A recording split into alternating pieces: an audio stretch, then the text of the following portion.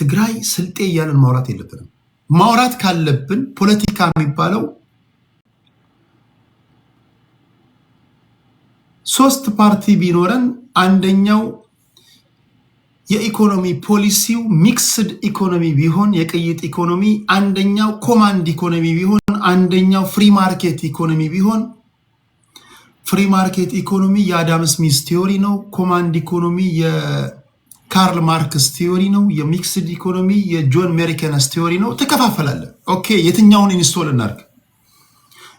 ሚክስድ ኢኮኖሚኖች ሀገር የሚያስፈልጋት ላይ በአጥናፉ አባትና በመንግስቱ ኃይለማርያም መካከል የነበረው ክርክር ማለት ነው። በኃይሌ ፊዳ እና በዶክተር ሰናይ ልኬ መካከል የነበረው ክርክር ማለት ነው። አንደኛው ኮማንድ ኢኮኖሚ ነው ኢትዮጵያን ከገባችበት ችግር ህዝቧን የሚያስወጣት ይላል። ለምን ያስረዳል። አንደኛው ኖ ቅይጥ ኢኮኖሚ ነው ይላል። አንደኛው ፍሪ ማርኬት ኢኮኖሚ ነው ይላል። ሰው እንደምንወደው እንደ ሳቢያችን እንደገባን እንከፋፈላለን። ኮማንድ ኢኮኖሚ ውስጥ ለመሰብሰብ አማራ መሆን አይጠበቅብህም። ሚክስድ ኢኮኖሚ የሚሉ ሰዎች ጋር ለመሰብሰብ የሚል ሳቢ የሚያቀነቅኑ ፖለቲከኞች ጋር ለመግባት ትግራዋይ መሆን አይጠበቅብህም። ሐሳቡን ታደምጣለህ፣ ታምናለህ፣ ትሰለፋለህ፣ ትገባለህ፣ ትመጣለህ። እንዴት ያለ ሲስተም ኦፍ ገቨርንመንት ኢንስቶል እናርግ? አንደኛው ዲሞክራቲክ ፎርምስ ኦፍ ገቨርንመንት ኢንስቶል እናርግ ይላል። ሌላኛው ዲክታተር ነው የሚሻለው ይላል። ሌላኛው ሞናርኪ ወይም ደግሞ ንጉሳዊ አገዛዝ ነው ይላል። የትኛውን ትመርጣለህ? ትከፋፈላለህ፣ ትገባለህ። ንጉሳዊ ለማለት አማራ መሆን አይጠበቅብህም። ዲክታተር ጥሩ ነው ለማለት ኦሮሞ መሆን አይጠበቅብህም። ዲሞክራሲ ለማለት ትግራዋይ መሆን አይጠበቅብህም። ሐሳቡን ታደምጣለህ፣ ትሰለፋለህ፣ ትገባለህ በምትደግፈው እሳቤ ውስጥ። ከዛ ትመጣለህ። ምን ቀረ? እንዴት ያለ የመጀመሪያው ፎርምስ ኦፍ ገቨርንመንት ነው። ሲስተም ኦፍ ገቨርንመንት ለምሳሌ ፌዴራሊዝም ይሁን ዩኒተሪ ስቴት ይሁን እንዲህ ትመርጣለህ። ከዛ ትሰልፋለህ፣ ትገባለህ። ከዛ ኦኬ፣ ሌላ ፖሊሲ፣ ሌላ ሐሳብ፣ የውጭ ጉዳይ ፖሊሲ ላይ ትመጣለህ። የውጭ ጉዳይ ፖሊሲ እነዚህ ሶስቱ ፓርቲዎች ግማሹ የለም የውጭ ጉዳይ ፖሊሲያችን እንዲሁን ይላል፣ ግማሹ እንዲሁን ይላል። ሐሳባቸውን ታያለህ፣ ትገባለህ። እዚሁ ስለመግባት ብሔር አያስፈልግም፣ ብሔርሽ አያስፈልግም። ያስፈልጋል። እኛ እኮ የምናራምደው እኮ ፖለቲካ አይደለም እኮ ማይፈር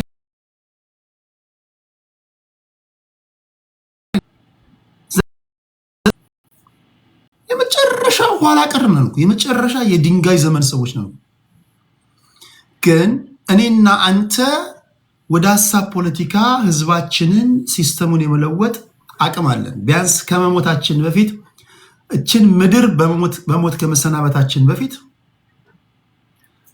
ልክ ድርሰት አዘጋጅተው እንዳስተማሩንና ያን ተግባራዊ እንድናደርግ እንዳለማመዱን ሁሉ እኛ መቀየር እንችላለን። ሁለተኛ ወደ ሀሳብ ፖለቲካ ስትመጣ አትገደልም። በቃ እንዳትገደል ትፈልጋለህ። ፖለቲካውን ወደ ሀሳብ ፖለቲካ ለውጠው። በቃ ቀላሉ ነገር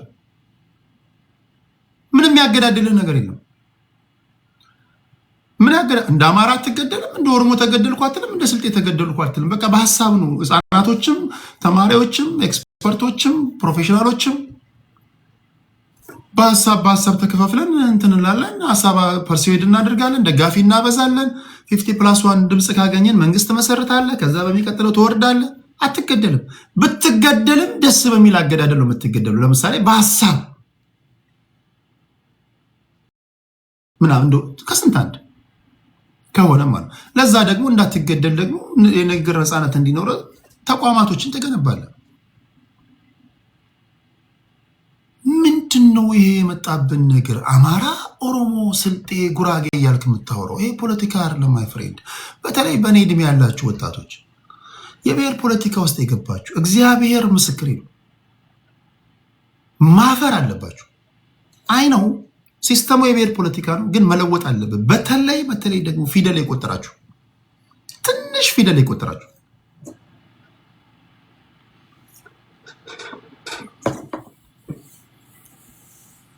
ከዚህ መውጣት አለብን። ልጆች ማደግ አለባቸው።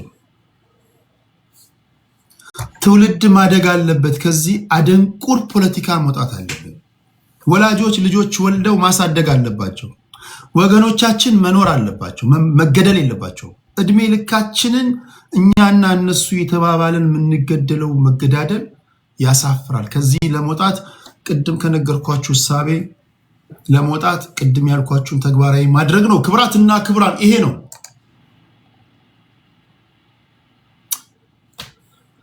ሌላው ከውጪ ነው የሚቀረው።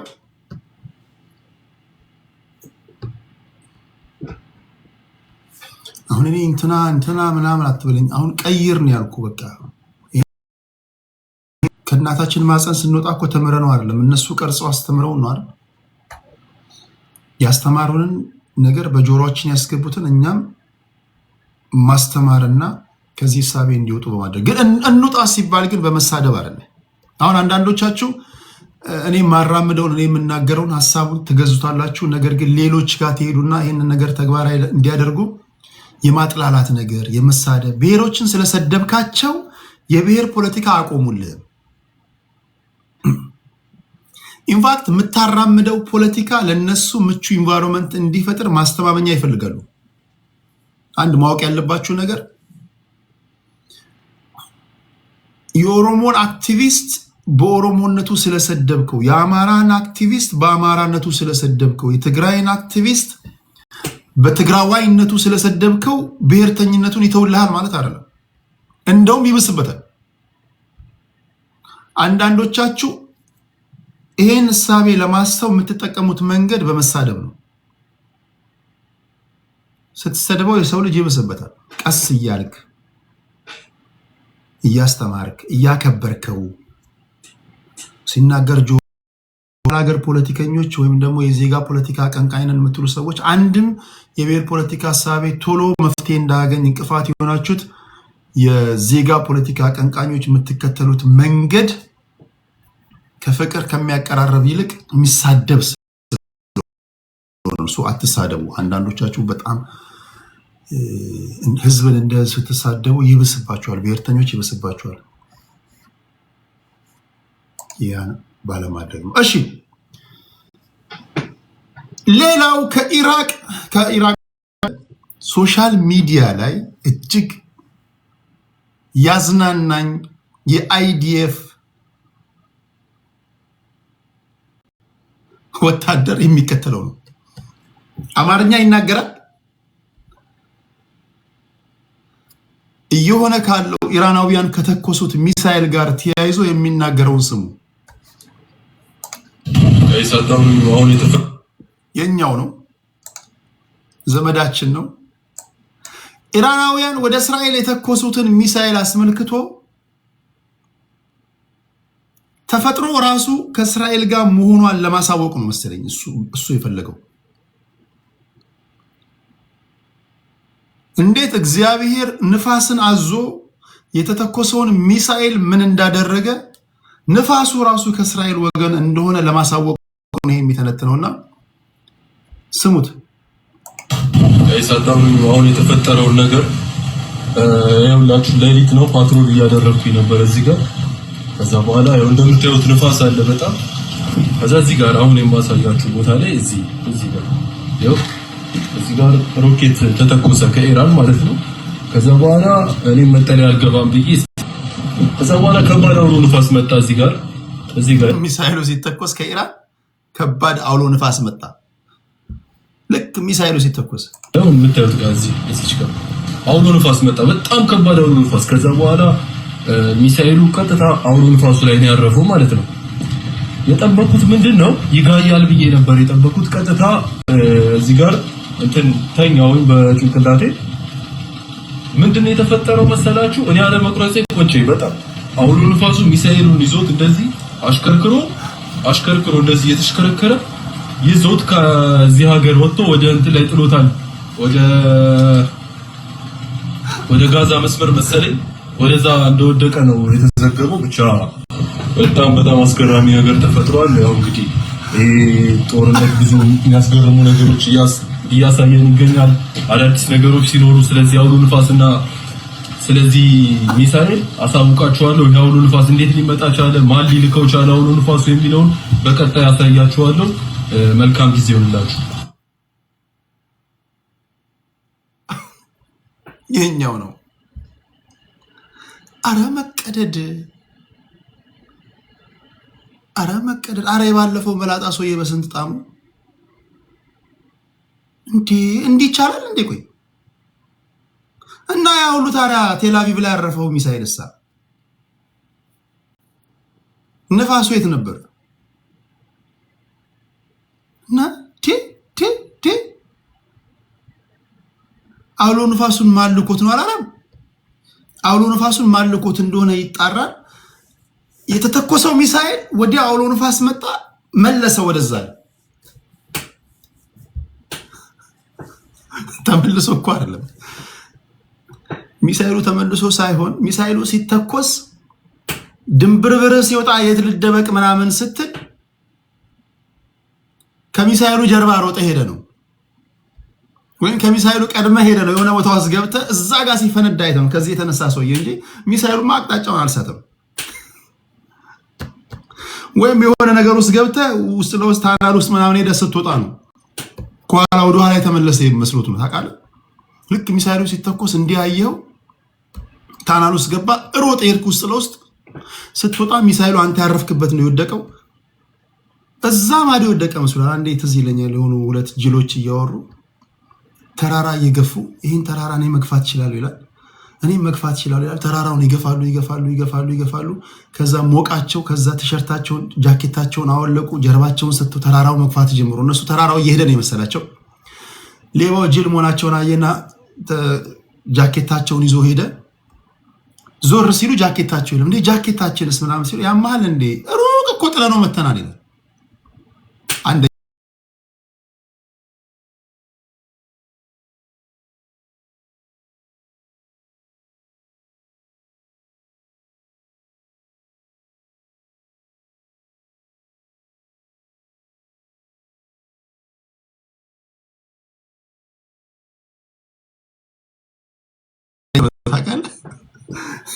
ነው የሚተኩሱት። ዛሬ ምን ተኩሶ ይላሉ እናንተ እኮ ኤክስ ላይ እኮ የኢራን ዲፌንስ ፎርስ እኮ ኤክስን እኮ ፎሎ ብታደርጉ እኮ ያስቋቸዋል። ዛሬ ምሳ ሰዓት ላይ ወደ ቴልአቪቭ የምንተኩሰው በአደይ አበባ ቅርጽ ነው ይላሉ። ሚሳኤሎቹ አደይ አበባ ቅርጽ ይዘው 3 ዳይመንድ ምናምን ሆኖ የሚሄዱት ኢንተርሴፕት የሚደረገው ይደረጋል። 100 ከላኩብህ ዴፊኒትሊ 10ሩ ታርጌታቸው ያገኛል። 10 ሚሳኤል ካገኘ ከባድ ነው።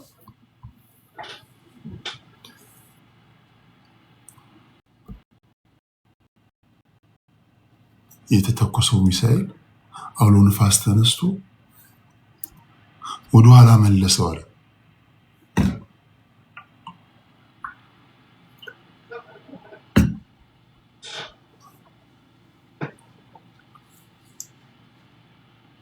ሚሳኤሉን አይቶ ቀድሞ ሄዶ እኮ ነው ውስጥ ለውስጥ ቀድሞ ነክቶ ሸክሽኮት 5 ኪሎ ሜትር ከሮጠ በኋላ ብቅ ሲል ሚሳኤሉ እሱ ያረፈበት ነው ያረፈው። እግዚአብሔር ስራ ድንቅ ነው። እና አውሎ ንፋሱ ወሰደው ወደ ኋላ ይላል። ለማንኛውም መሬት ላይ ያለው ትንታኔ ኢራናውያን ጋይስ፣ ክብራትና ክብራን ብዙዎች በነገራችን ላይ ሳዳም ሁሴን ኢራናውያን ያላቸውን የመጫወቻ ካርታ ቢያቅ ኖሮ ያኔ የዛሬ 20 ዓመት ሳዳም ሁሴን ራሱ አይወድቅም ነበር።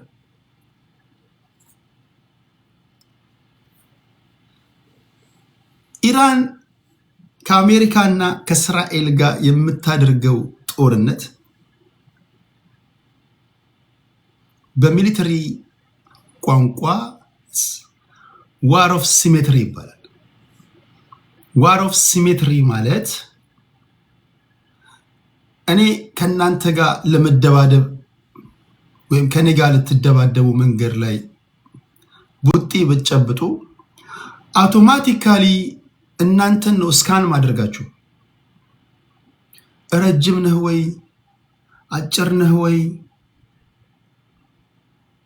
እግርህ ብረት ነው ወይ፣ እጅህ ብረት ቦክስ ጨብጠሃል ወይ፣ ሳንጃ ይዛሃል ወይ፣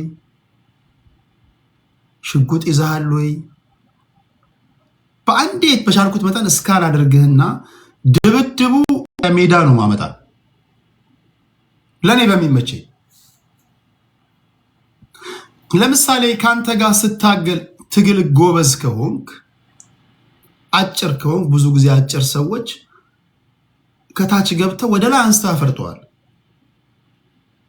አልያያዝም ማለት ነው።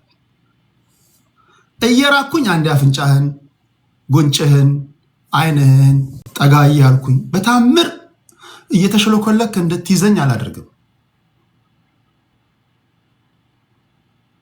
እንዴት እንደመመታ አሰላውሏ ጭንቅላቴ ላይ ነው መሰለው። በጣም ወፍራም ከሆንክ ፍሌክሲቢሊቲ ችግር እንዳለብህ ስለማወቅ በኩርኩም አጭር ከሆንክ ምናምን እንጂ አልያያዝም። እኔ ረጅም ነኝ። በጣም ወፍራም ከሆንክ ካንተ ጋር አልያያዝም። ትግል አልገጥምም። 360 ዲግሪ እየዞርኩኝ መጥፌ መታሃለው፣ ጸጉርህን ነጫለው፣ ረግጣሃለው።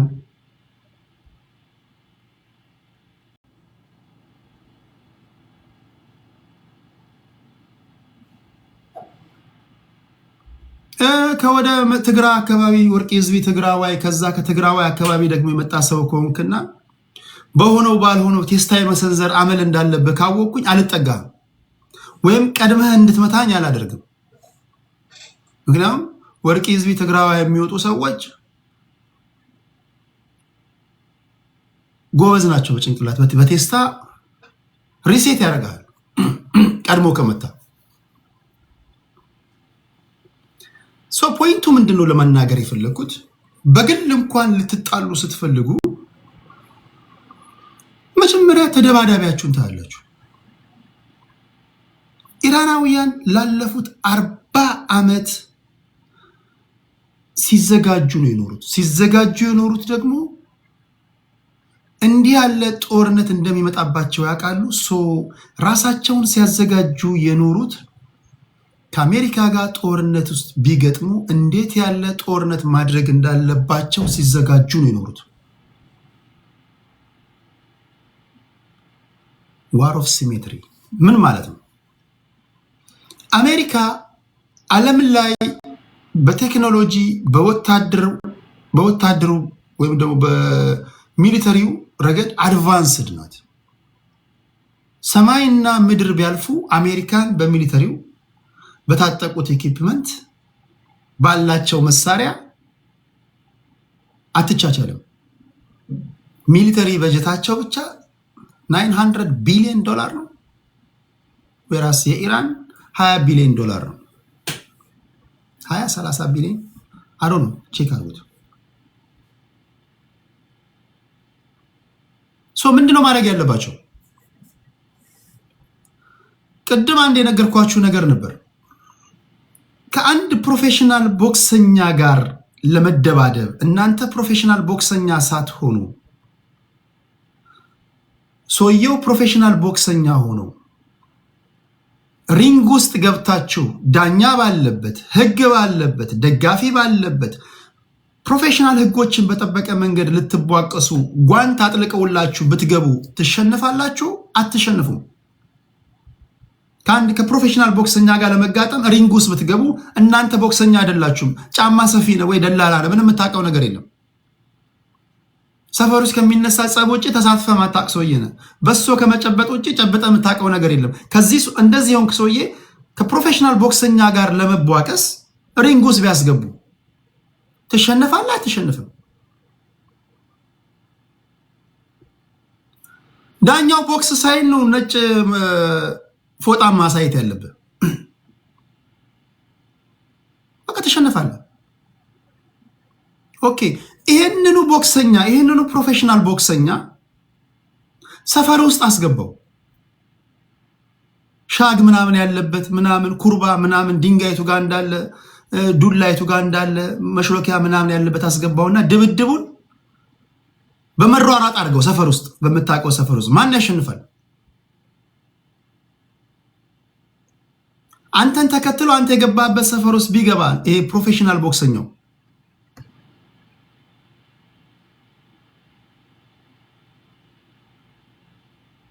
ትደበድበዋለህ። እየተዝናና ትደበድበዋለህ።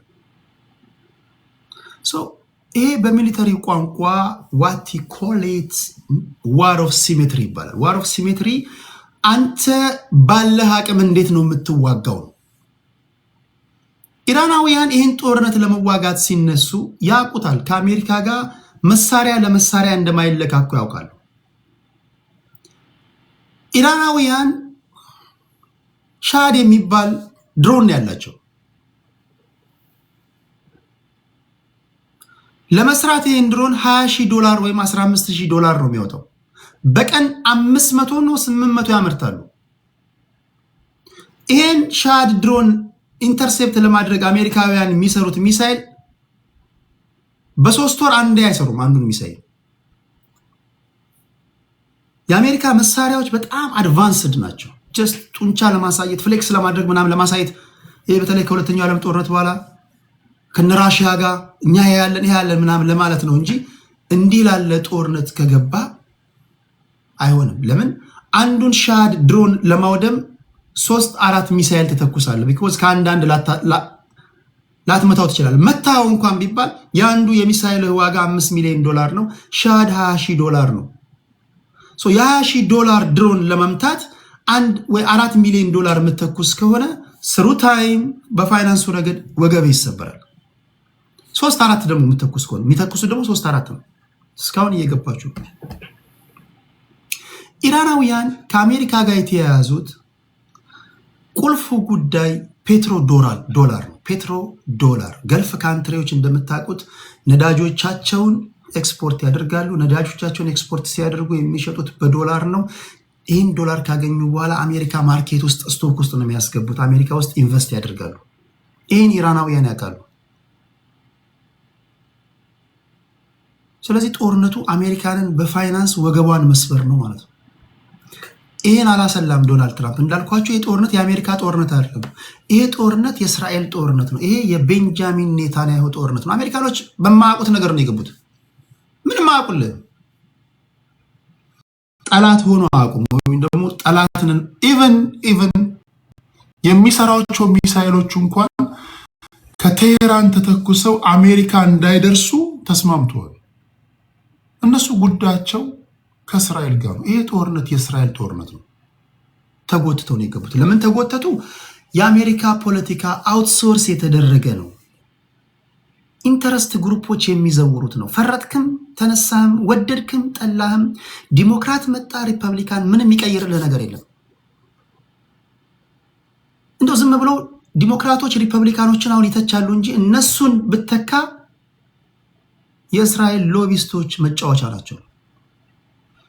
ሎቢስቶች የሚያደርጉት ምንድነው? የአሜሪካ ፎሬን ፖሊሲ ቱዋርድስ እስራኤል ፌቨር እንዲሆን ማድረግ ማለት ነው። እስራኤላውያን በተለይ በሚድል ኢስት ጉዳይ ላይ ኢንተረስት አላቸው። ስለዚህ እያንዳንዱ የአሜሪካ ፎሬን ፖሊሲ ለእስራኤል ፌቨር የሚያደርግ ነው። ኢቨን ከአሜሪካ ፎሬን ፖሊሲ እና የእስራኤል ፎሬን ፖሊሲ ክላሽ እንኳን ቢያደርግ፣ አንዳንድ ጊዜ ሀገራት በኢንተረስት ጉዳይ ክላሽ ያደርጋሉ። ኢቨን የአሜሪካ ፎሬን ፖሊሲ በሚድል ኢስት ጉዳይ ላይ ከእስራኤል ፎሬን ፖሊሲ ጋር ክላሽ እንኳን ቢያደርግ የአሜሪካ ፎሬን ፖሊሲ የራሳቸውን ኢንተረስት ትተው ኦን ዘ ፌቨር ኦፍ እስራኤል ነው የሚሄዱት።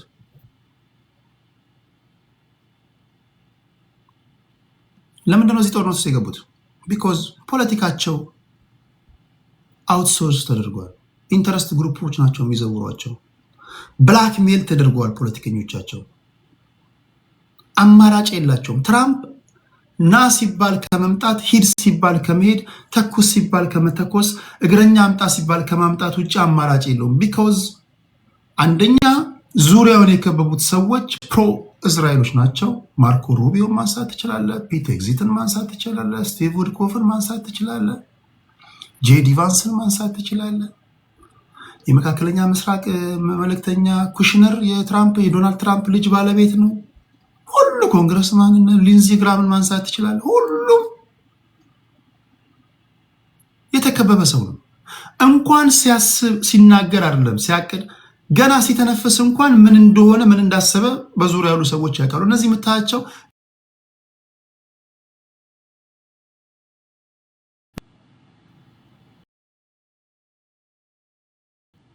የዘቀጠ ነው፣ አውትሶርስ የተደረገ ነው። ስለዚህ በሚድል ኢስት ጉዳይ ላይ የነሱ ኢንተረስት ከእስራኤል ጋር እንኳን እስራኤል ኢንተረስት ጋር ክላሽ ቢያደርግ እንኳን በቃ ጦርነት ይገጥማሉ።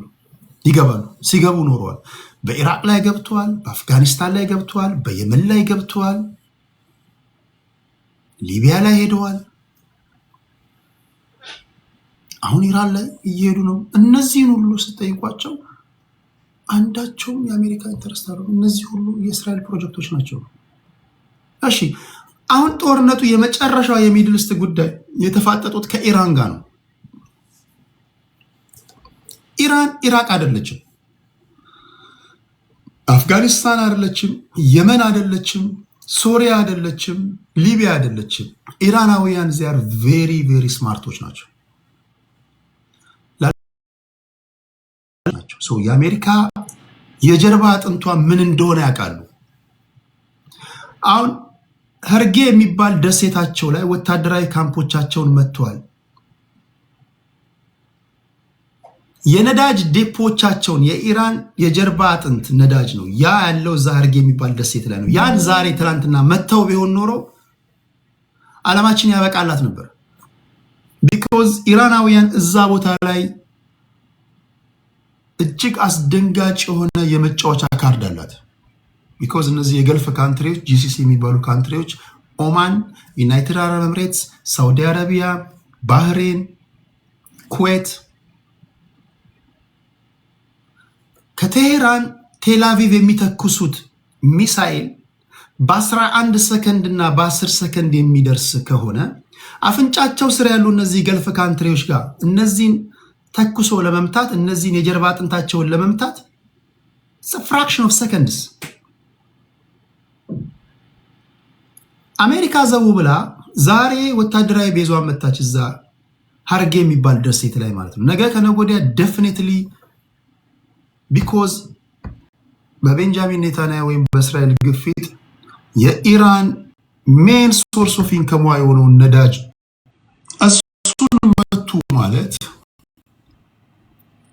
እነዚህ የገልፍ ካንትሪዎች ዲሳሊኔሽን የሚባል ፕሮጀክት አለ። ዲሳሊኔሽን ማለት ይሄ እዛ የምታዩት ይሄ ስትሪት ኦፍ ሃርሙዝ ላይ የምታዩት ውሃ ጨዋማ ውሃ ነው። ይሄን ጨዋማ ውሃ ለመጠጥ ምቹ የሚያደርግ ፓይፕ አለ እዛ ጋር ትልቅ ፓይፕ። የገልፍ ካንትሪዎች 90% ውሃቸውን የሚጠጡት ከዛ ነው።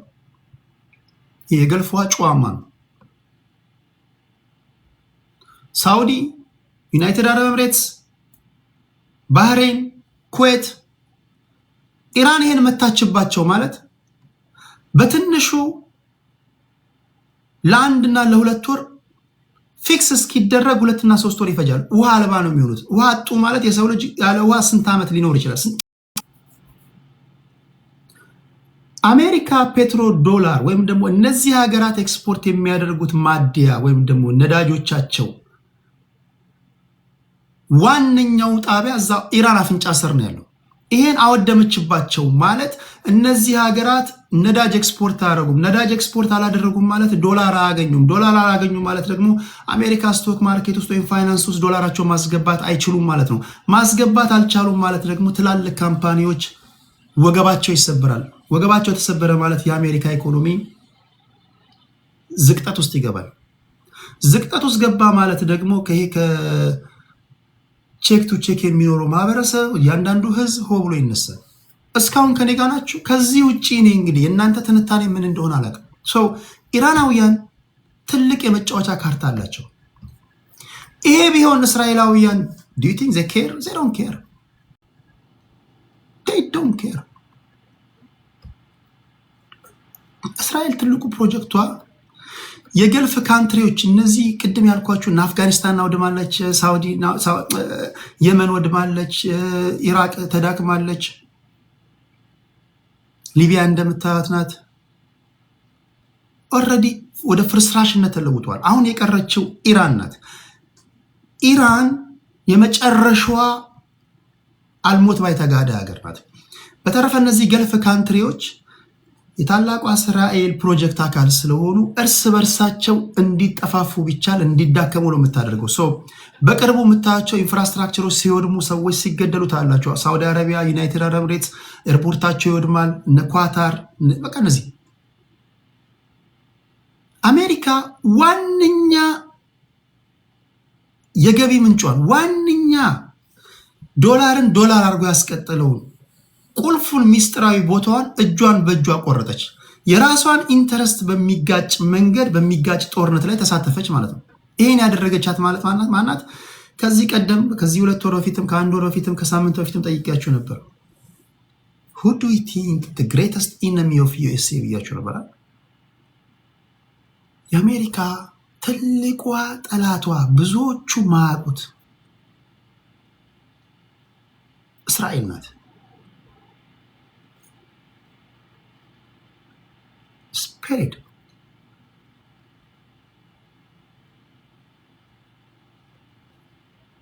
ይሄ ጦርነት ላጎቴ ቭላዲሚር ፑቲን ራሽያኖች አላችሁ ክብራትና ክብራን፣ እኔ በታላቁ አሌክሳንደር እንደምታውቁት ታላቁ አሌክሳንደር በአባቱ ኢትዮጵያዊ ነው። በሱ በኩል ከቭላዲሚር ፑቲን ጋር እንዛመዳለን። ይሄ ጦርነት ለራሻውያን ሰርግና ምላሽ ነው። ቢኮዝ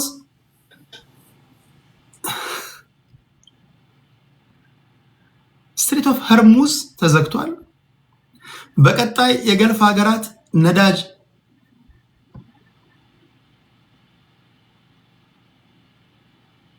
የነዳጅ ቦታዎቻቸው ይወድማሉ። ነዳጅ ኤክስፖርት ማድረግ አይችሉም። ብቸኛዋ ዓለም ላይ አሁን እየተለመነች ያለችው 28,000 ማዕቀብ ያለባት 28,000 ማዕቀብ ተጥሎባት ኢኮኖሚዋ ትሞታለች፣ ትጠፋለች ሲሉ በነገራችን ላይ አይሳካለትም ሲሉ ትጠፋለች ሲሉ ትበራለች ሲሉ ምናምን የሚለው መዝሙር የተዘመረው እኔ ለራሻውያን ይመስለኛል። እኔ አንድ ራሻዊ እንዘምራለን። 28,000 ማዕቀብ ተጥሎበት ቭላዲሚር ቭላድሚሮቪች ፑቲን እንዴት ነው እቺን ሀገር ያስቀጠሉ? አንተ ቶፕ ስትራቴጂስት ነው ይሶይ። አሁን እነዛ አውሮፓውያን ፑቲንን እግር እየጠኑ ነው። አሜሪካ ከ2 ሳምንት በፊት ህንድ ከራሽያ ነዳጅ ገዛች ወይም ደግሞ ከራሽያ ነዳጅ መግዛቷን አላቆመችም ብላ ማዕቀብ ጥላባት ነበር። ከሳምንት በኋላ እዚህ ጦርነት ውስጥ ገባች በእስራኤል ተጎትታ። አሁን አሜሪካ እስራኤል ላይ ራሽያ ላይ የጣልኩትን የነዳጅ ማዕቀብ አቁሜያለሁ አለች። አቁሜያለሁ ብቻ አይደለም፣ ፑቲን ሆይ ከዚህ ጦርነት እንዴት መውጣት እንዳለብኝ ምከረኝ እያለች ነው። ፑቲን አጎቴ አሜሪካን ከዚህ ጦርነት እንዴት መውጣት እንዳለባት ነው የሚመክራት ወይስ እንዴት መክረም እንዳለባት ነው? በፖለቲካው ደስ የሚለኝ አንድ ያሻጠር ንግግር when you see your enemies are doing mistake ሲሰሩ ተፎካካሪዎች ባላንጣዎች don't interrupt them። ባላንጣዎች ሚስቴክ ሲሰሩ ኢንተራፕት አታርጋቸው።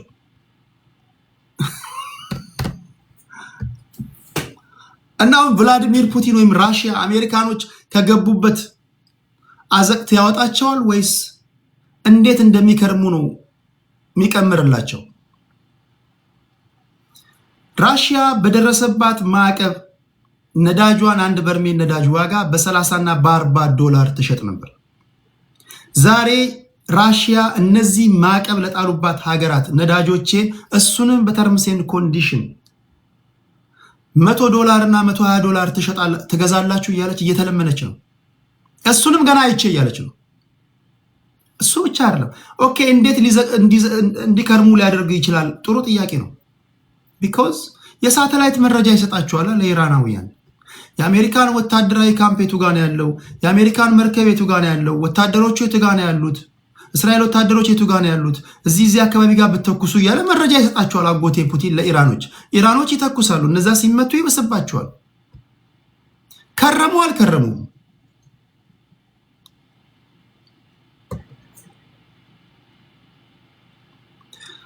ጦርነት በጭንቅላት የምታደርገው ነገር ነው እንጂ ጦርነት በውር ድንግዝ የምታደርጉ አይደለም። እስራኤላውያን የሚያደርጉትን ያውቃሉ። አሁን አይደለም የዛሬ 30 ዓመት በደንብ ያውቃሉ። የሚያሳዝኑት ምስኪኖቹ አሜሪካኖች ናቸው። ይሄ ጦርነት ኢራናውያን ሰርቫይቭ የሚያደርጉበት ጠንክረው የሚወጡበት ነው። ምን ማለት ነው? ለምሳሌ ታርጌት ጎላቸው ሪጅም ቼንጅ ነው አይደል ያሉት? ያን አሳክተዋል። ዛሬ የኢራን ፕሬዝዳንቶች፣ የውጭ ጉዳይ ሚኒስትሮች ከህዝቡ ጋር በሞተር በመኪና በእግር እየሄዱ ነው። ወይራስ ዶናልድ ትራምፕ ግን ተደብቋል ይላል። የት እንዳሉ አናቅም ይላል። ያንን ያያችሁት ዛሬ። ሁለተኛ መንፈሳዊ ሊደሮቻቸውን ብትገልባቸው፣ ሳይንቲስቶቻቸውን ብትገልባቸው፣ እኚህ ሰዎች ላለፉት 20 ዓመታት 30 ዓመታት ሲዘጋጁ የኖሩ ሰዎች ናቸው። ሲስተማቸው ራሱ ዲሴንትራላይዝድ ነው። አንድ ቦታ ላይ ወይም ደግሞ ሴንትራላይዝድ አይደለም። መንፈሳዊ ሊደሩን ብትገል ሌላ መንፈሳዊ ሊደር ይመጣል። ሳይንቲስት ብትገድል ሌላ ሳይንቲስት ይመጣል። ፕሬዝዳንቱን ብትገድል ሌላ ይመጣል። ስለዚህ በዚህ ሁኔታ ያሳካውን ሪጅም ቼንጅ ማግኘት አትችልም። አሁን ቀጣዩ የሚሆነው እነዚህ ይኸውላችሁ መጀመሪያ አያቶላን ካሚኒን ሲገሉ ኢራናውያን ሆ ብለው ይነሳሉ ብሎ ነበር ያሰቡት። ለምደዋላ። ከዚህ ቀደም ኒኮላስ ማዱሮን ወደ ቬንዙዌላ ሄደው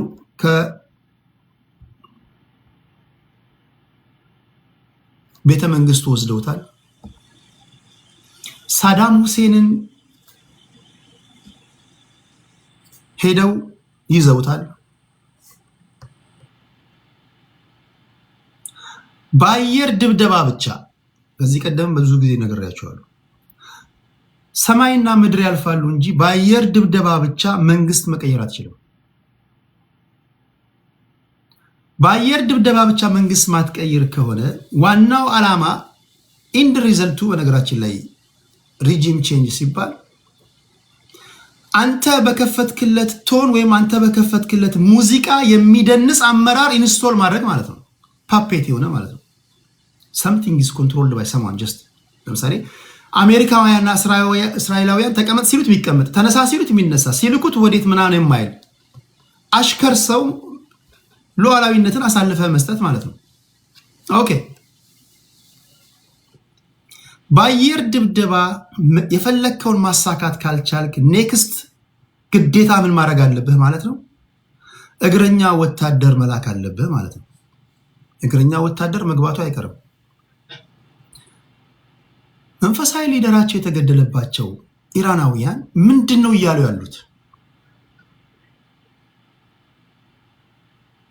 አብዛኛው አሜሪካዊ፣ አብዛኛው ቶፕ የምትለው የአሜሪካ ፖለቲከኛ፣ በነገራችን ላይ አንድ ሴናተር አለ ካናዳዊ፣ የተወለደው ካናዳዊን አሜሪካን ውስጥ አንድ ሴናተር አለ፣ ቴክሳስ ነው መሰለኝ፣ ቴድ ክሩዝ የሚባል ማለት ነው። የኢራን ህዝብ ስንት እንደሆነ አቅም እግዚአብሔር ያሳየው። ቴድ ክሩዝ ማለት ትልቅ ፖለቲከኛ ነው። የኢራን ህዝብ ስንት እንደሆነ አቅም ኢራን ውስጥ ገብቶ ሪጅም ስለመቀየር ግን ይናገራል። ከታከር ካርልሰን ጋር ያደረገውን ኢንተርቪው ብታዩ ታለቅሳላችሁ። እንዴት ያሉ ሰዎች እንደሆኑ ብታያቸው።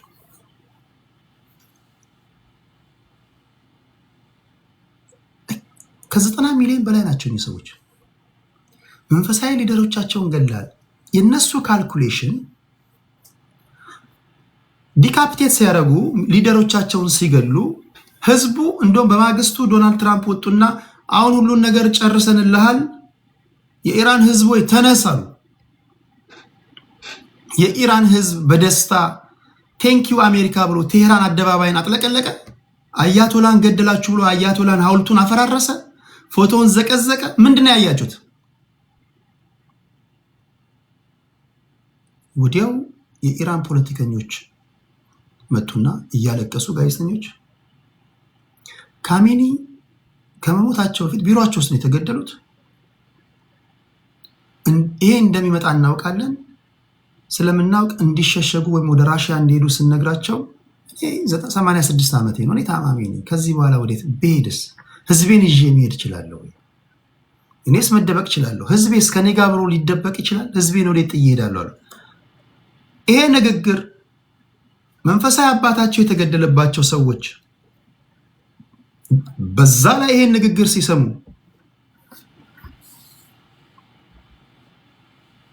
በዛ ላይ 90 ሚሊዮን ህዝብ ጋር እግረኛ ወታደር ይዘህ ስትገባ ክብራትና ክብራት ይወጣሉ። ይህንን ነው የአሜሪካ ጀነራሎች ኖ እያሉ ያሉት፣ ግን ሰሚ የላቸውም። ኖ ያሉ ሁሉ ይባረራሉ። ኖ የሚሉ ሁሉ ጀነራሎች እየተቀየሩ ነው። በነገራችን ላይ ዛሬ there's a good number of አሜሪካ ፖለቲከኞች፣ ኤክስፐርቶች፣ የፖለቲካ ሳይንቲስቶች ኖ እያሉ ነው። ወታደሮቻችንን ማስጨረስ ነው። የኢራኑ የውጭ ጉዳይ ሚኒስትር ሚፈራ መስሏቸው ኤንቢሲ ላይ ቀርቦ ባለፈው አሳይቻችኋለሁ። እግረኛ ወታደር እየመጣባችሁ ነው 500,000 አልፈራችሁም አለው። የመለሰውን እናንተ ታውቃላችሁ። እየጠበቀን ነው አለ። የመንፈሳዊ አባታችንን በቀል የምንበቀለው ምቹ አጋጣሚ ነው። እየጠበቅናቸው ነው፣ ዘገያችሁ ነው እያለ ያለው።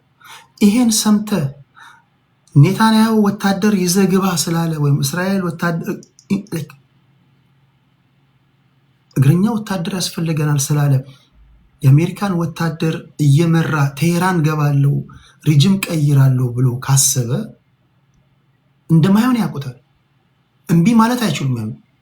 ካንት ቢኮዝ አስቀድሜ እንዳልኩ ፖለቲካ አውትሶርስ የተደረገ ነው። የአሜሪካ ፖለቲካ አውትሶርስ የተደረገ ነው። ኢንተረስት ግሩፖች ናቸው የሚዘውሩት።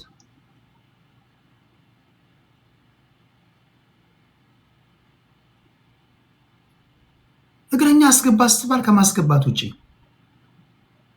ተኩስ ስትባል ከመተኮስ ውጪ አሜሪካ በጣም የምታሳዝን ሀገር ናት። እናንተ አሜሪካን የምትስሉት ደሃ ሀገራት ላይ ዩሮፕ ላይ የምትጫወተውን ጢባጢቤ ምናምን ነው። በሚድል ኢስት ጉዳይ ላይ እንዴት እስራኤል እንደምትጫወትባት ቢገባችሁ አብዛኞቻችሁ ሶማሌ ሆይ በስንት ጣምሽ ትላለህ። መንግስት የሌላ ሶማሌ ትሻላለች። ስለዚህ እግረኛ ወታደር ቢያስገቡ ዱ ዩ ቲንክ ኢራናውያንን ያንበረክካሉ?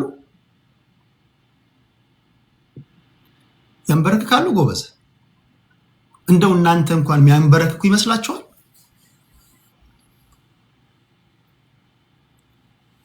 የምታዩት ነገር፣ የምትሰሙት ነገር፣ የምታነቡት ነገር ይሄን ይነግራችኋል? ከስሜት በጸዳ ግራቀኝ አእምሯችሁን ተጠቅማችሁ የተለያዩ ትንታኔዎችን ሰምታችሁ አሜሪካ በቀላሉ ከዚህ ሲጀምሩ፣ በነገራችን ላይ ዶናልድ ትራምፕ ለ4 ቀን ሚሊተሪ ኦፕሬሽን ያሉት ዛሬ ስንተኛ ቀናቸው ነው ታስታውሳላችሁ? ከዚህ ጦርነት አንዴ ከተተኮሰ ወደኋላ አይመለሱም። ቢኮዝ አሜሪካ ከዚህ ጦርነት ልትመለስ ወደኋላ ልታፈገፍገ የምትችለው እስራኤል በቃ ያለች ሰዓት ነው።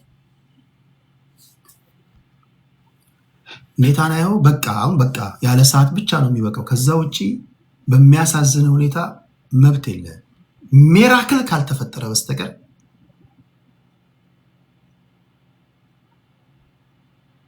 they are on the point of no return።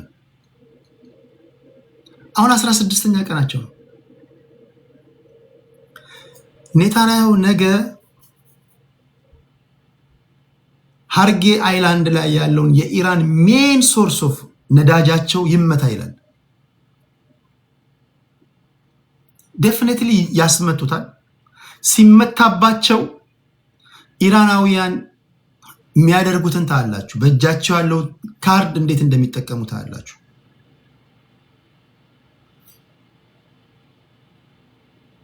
ለሁሉም የሚገባ ግልጽ የሆነ ነገር መቼስ ለአሜሪካ ፖለቲከኞች ሳይገባቸው ቀርቶ ምናምን አይደለም። ምንም ማድረግ አይችሉም። ብላክሜል የተደረጉ በሙስና የተያዙ ፋይል ያለባቸው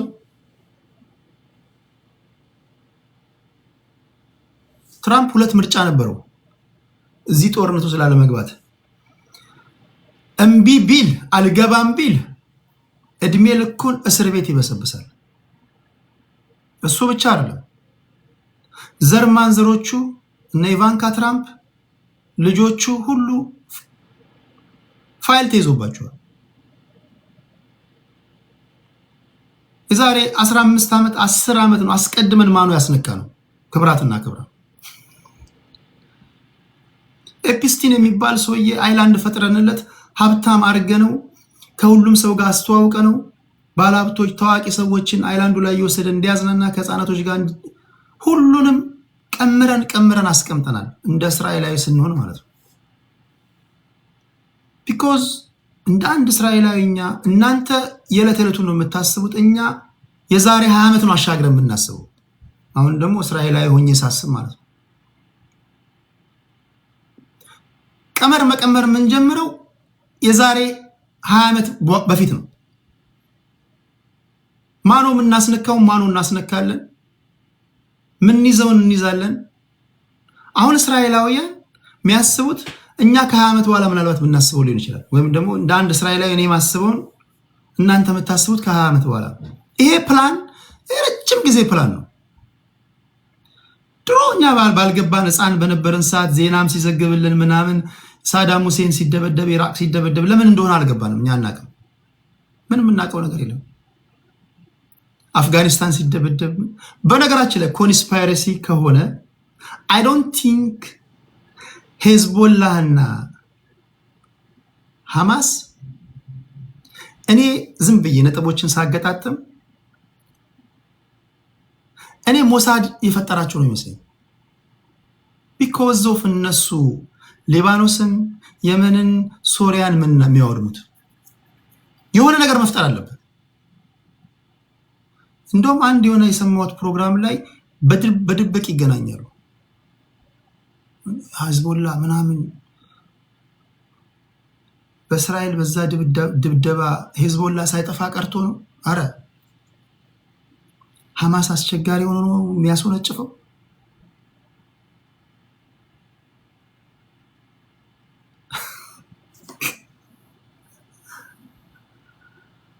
የሂዝቦላና የሐማስ መሪዎች ከሞሳድ ሰዎች ጋር ይገናኛሉ። ሌላውን ጥልቁን ነገር አሁን እንትን አለው። ቢኮዝ የሆነ ነገር ለመተኮስ የሆነ ነገር ያስፈልጋል።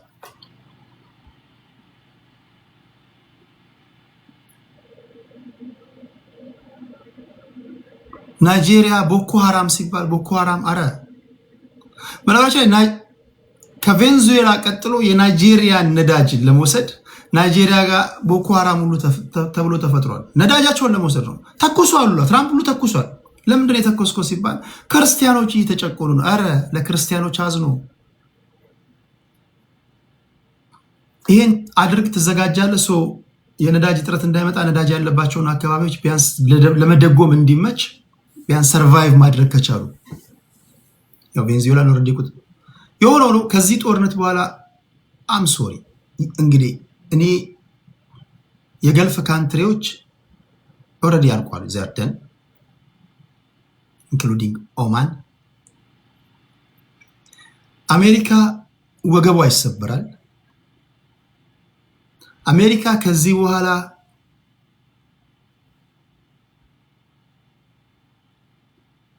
ሀያልነቷ ያበቃል። ሀያልነቷ አብቅቷል። በይፋ ክብራትና ክብራት ኢራን ብቸኛዋ ጠንካራ አዲስ ለምትፈጠረው ታላቋ እስራኤል ተገዳዳሪ ሆና ትወጣለች። ጠንካሯ ተፎካካሪ እሷ ናት።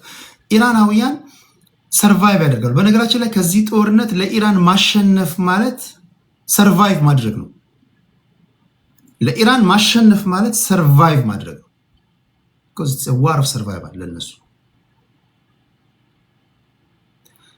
የዓለም ፖለቲካ ግራቪቲው ሴንተር ኦፍ ግራቪቲ ከዋሽንግተን ዲሲ ወደ ጄሩሳሌም ይመጣል የሚል እምነት ነው ያለኝ እኔ። ኳታር፣ ዩናይትድ አረብ ኤምሬትስ፣ ኦማን፣ ኩዌት ታሪክ ሆኖ ይቀራል።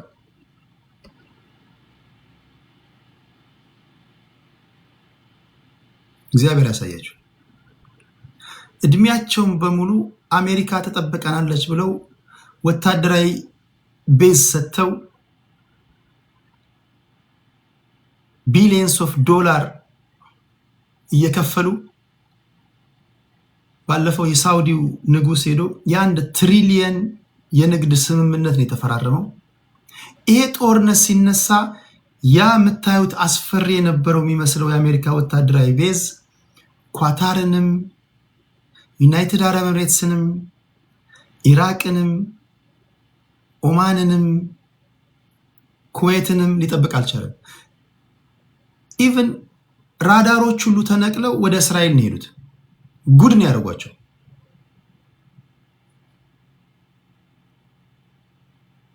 ጉድ ነው ያደርጓቸው። ኢራን እነዚህ ሀገራት ላይ የምትወስዳቸው እርምጃዎች ማንም አቆማት። ኢራናውያን በጣም ትልቅ የመጫወቻ ካርድ በእጃቸዋል። ይሄ ነው ክብራትና ክብራን። በዚህ ጉዳይ ላይ በዚህና በመሰል ጉዳዮች ላይ ነገ እንወያያለን። ሌላ የምታነሱልኝ ጥያቄ ካለ ከእናንተ እመልሳለሁ። እናንተም ደግሞ እኔ የተናገርኩትን ብቻም ሳይሆን እናንተም ማንበብ አለባችሁ፣ መስማት አለባችሁ፣ ማየት አለባችሁ። አንድ ቻናል ብቻ አትዩ፣ አንድ ፕሮእስራኤል የሆነ ተናጋሪ ብቻ አትስሙ። የተለያዩ ሰዎችን ትንታኔ ንባቦችን አንብቡ። ከዛ የራሳችሁን እውቀት አካላችሁ ጨማምራችሁ አሁን ያለውን ነገር ነባራዊ ሁኔታ ለመረዳት ሙከራ ማድረግ አለብን። ሁልጊዜ እንደምለው ከዚህ ጦርነቱ ስለ ራሳችን ሀገር ደግሞ የሚተርፈን በጊዜውም አለጊዜውም ሀገራችንን መውደድ አለብን። እንደ ሀገር መቆምን ማወቅ አለብን። አይ ዶንት ኬር ያንተ የብሔር ፖለቲካ እንደፈለግ ተጫወተው፣ እንደፈለግ ተጨመላለቅበት። ኢትዮጵያ ስትባል ግን የብሔር ካባህን አውልቀ አውሬ መሆን አለብህ። በቃ ሌላ ሰው መሆን አለብህ። ምክንያቱም ከኢራናውያን የምትማረው አለ። እንደ ሀገር ነው የሚቆሙት፣ ልዩነት ሳይኖራቸው አይደለም። ኩርዶች በዓለም ላይ ተበትነው የሚኖሩ ናቸው። ኤትኒክ ግሩፕ ላርጀስት ኤትኒክ ግሩፕ ናቸው ዊዛውት ላንድ። እንደ ሀገር ጠንካራ ስለመሆን ማሰብ አለብን። በሀገር ጉዳይ ላይ ኦሮሞ የለ፣ አማራ የለ፣ ስልጤ የለ፣ ትግራይ የለ። የጋራ ቤታችን ከፈረሰ እኔ እናንተ ነን ምንፈርሰው። በጋራ ጉዳያችን ላይ ማይ ፍሬንድ ሩዝለስ ነው መሆን ያለብን። አይ ዶንት ኬር ተመቸ አልተመቸ። አይ ነው እንደ ሀገር አስብ ስል ከጎሬ ብቅ ብቅ የምትል አለ።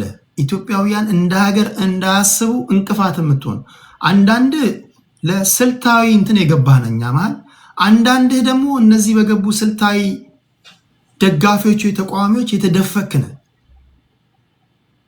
ስለዚህ አንተ የተደፈክና አንተ ግራ የገባ ሰውዬ ገና ለገና ምን ትላለህ ብለን እኛ በሀገር ጉዳይ ላይ ምናመቻምችበት ወደኋላ የምንልበት የምንሸማቀቅበት ነገር የለም። በኢትዮጵያ ጉዳይ ከመጣ እጅ ለእጅ መያያዝ አለበት። በቃ ኢትዮጵያ ከተባለ በቃ አለቀ። ሀገራችን ናት። ቢከፋ ደስ ቢል። ሰለሞን ፋኖ ዛሬ ከመግባቴ በፊት የጻፈው ላንብብላችሁ። አይ ዶንት ኬር እኔ ስለበላው ምንም ነገር እኔ እንደ ሀገር ሳወራ ምንም እንቅፋት ነገር እንድትነግረኝ አልፈልግም። እኔ ተገደልኩኝ፣ ተመታሁኝ፣ ተሰደብኩኝ፣ አይ ዶንት ኬር። የምትመታኝ ሀገር ያርለችም፣ የሚመታኝ ስርዓቱ ነው። ስርዓትንና ሀገርን ለይተህ ማወቅ አለብህ። ለምን የፈላ ውስጥ አትገባም? አይ ዶንት ኬር። በሀገር ጉዳይ ልናወራ ስንነሳ ጭገሬ ጸጉሬ አትበለኝ። አይ ዶንት ኬር። ላንተ ጭገርና ጸጉር እንደ ሀገር ትያያዛለህ። ሚላጭህም የሚቋጭህም ሲስተሙ ነው። ሲስተሙን ትቀይራለህ። አገርን ከጠበክ በኋላ የት ሄድብሃል? ብልጽግና ነው ሚላጭህ የሚቋጭህ፣ ታጠፈዋለህ። ትመጣና ምነው በአድዋ ጊዜ አባቶቻችን እናቶቻችን እጅ ለእጅ ሲያያዙ እኮ በጋራ ሊወረን የመጣውን ጠላት ስለማባረር ነው የሚያስቡት። ከዛ ስትመለስ ወደ ሰገባ ትገባለህ። ማን ይከለክላል? የት ሄድባል ደግሞ እጅ የሚል ፖለቲካ ማለት ነው። ወይ መርፌ ያልሰራ ወይ አካፋ አልሰራ ወይ ከችግር አላወጣን አመዳም ነው ያረከን። የት ሄድባል ያንተ እጅ የሚል ፖለቲካ ተቋጨው ተላጨው ለማለት ደግሞ እንዲሆን አበቂ መጨረሻ ሰማይ እንደ መላእክቶችን የሚያዘንብ ትንታኔ የሚተነተን አይመስልም። ገና ትቋጫለህ፣ ገና ትላጫለህ ከዚህ ሳቤ ካልወጣ። አንተ ተቋጨ ተላጨ ተብሎ እንደ ሀገር ጉዳይ ህፃናት ወጣቶች አስቡ። አንተ ገና ኢንተረስት ግሩፕ ነህና ሰው ታሸማቃለህና ወደኋላ አንበለኛ። ከቡርጂ ካሊፋ ላይ ለምን አትወርድም? ባናተ አይመለከትም። ሀገሩን ለቀውጣ ሀገር አለኝ ለማለት በሀገር ጉዳይ ላይ ቆፍጣና መሆን መቻል አለብን።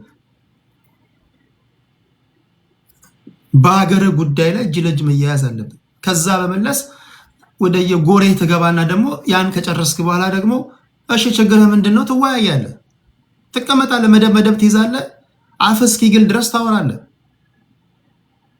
ኢንፋክት የምታወራው ለወጣበት ማህበረሰብም አስበህ አይደለም ወይ ገንዘብ ለመሰብሰብ ነው ወይ ሚስት አልሰማ ስላለችህ ደብሮ ትነቅላለህ፣ ትመጣለህ፣ እዚህ ጥር ትላለህ፣ ትሄዳለህ።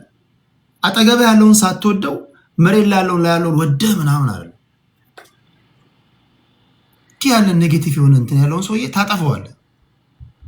ስለዚህ በጣም ቆፍጣና ልጅ ነኝ ፍሬንድ። እኔ አይተህም ሰምተኝም የማታውቅ እኔ ምሽለጠለጥ ልጅ አይደለሁም፣ ምልከሰከስ ልጅ አይደለሁም።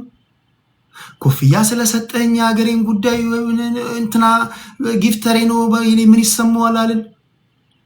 በሀገሬ ጉዳይ አቋም ይሄ ነው። ያንተ አንበሳም ሆነ ነብር አፍ ውስጥ ወጥፈው በእንትን በይሉንታ ተይዣለሁ ምናምን ነው። በጣም ምንም በቃ ማመቻመቸው ነገር የለም። ሀገር ናት፣ ትውልድ መቀጠል አለባት፣ ህፃናት መኖር አለባቸው፣ ጄኔሬሽን መቀጠል አለበት። ማይ ፍሬንድ ዜጎቻችን የሚኖሩባት ናት። ከፋም ለማም ሲከፋ የምትሄድባት ናት። ወገኖችህ የሚኖሩባት ናት። እናት አባት ዋጋ የከፈለልን። ተደብድበሃል፣ አይኖ ተደብድበሃል። መብት ተጥሷል፣ አይኖ መብት ተጥሷል። ግን ሲስተሙን ቀይረው።